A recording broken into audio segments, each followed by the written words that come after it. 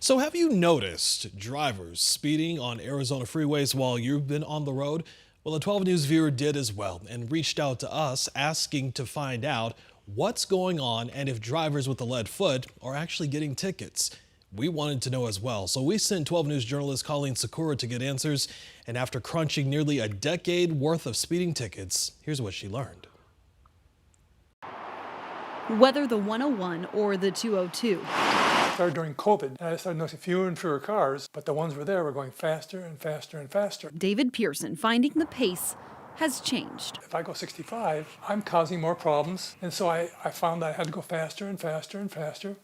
And no matter how fast I went, there were always people who would pull up right in back of me, honk their horn. Wondering why. Nobody was stopping them. I don't feel as safe on the freeways as I used to. Asking us. What can you find to give me some actual data? Has it actually changed, or is it just my imagination? 12 News obtaining data from the Maricopa County Justice Courts looking at speeding cases they've processed since 2014. That's where the Department of Public Safety, Arizona's Highway Patrol, writes their tickets to. The data showing a high of tickets written in 2016. Came crashing down during 2020, during COVID. It's pretty significant. Troopers see speeding constantly. DPS Sergeant Eric Andrews looked at the data the department keeps. 2020 it plummeted because we did not have traffic on the road, especially for several of those months. Nobody was on the road.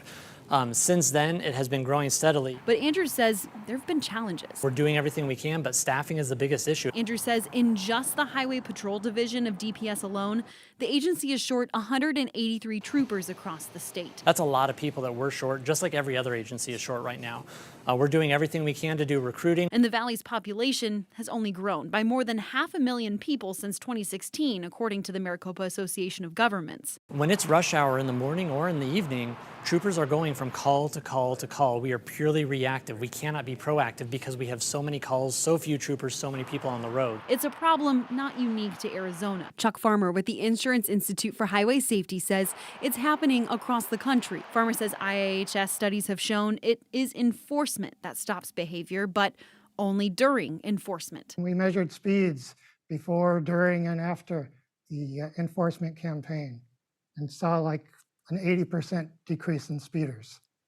But the thing is, once you stop the enforcement, it comes right back up. Just knowing they're out there is what causes them to change their behavior. Is that your experience? Oh, definitely. I know that multiple times I may be trying to get to a call and everybody sees me in the rearview mirror and they just kind of slow down and all pack together. Despite the staffing challenge, troopers are still ticketing on Valley freeways. Our main concept and point of pulling somebody over is not to give them a ticket. It's to change their driving behavior. DPS heat maps show where they've caught drivers speeding the most since 2016. Consistent hotspots over the years, I-17 north of the 101, the 60 east in Mesa,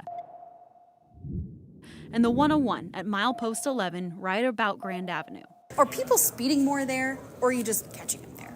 So those heat maps specifically are showing when we're catching people. So I think they're speeding all over the place. And like I said, the congestion and traffic, that plays into it. Still, speed is dangerous on the road. It can't be just a one-shot thing. It's going to have to be developing a culture over some time, maybe years, and maybe making the fines more stringent. In the long run, is that really worth you risking your life, risking the life of the kids that may be in your car, of the motoring public around you? Is that really worth 1 to 2 minutes? Absolutely not. Colleen Sakura, 12 News. All right, Colleen, thank you.